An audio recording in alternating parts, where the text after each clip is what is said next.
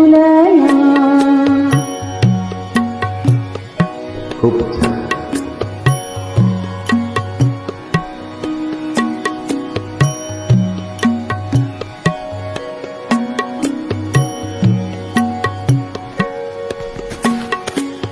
पीपले से रोपा लागिले द्वारे.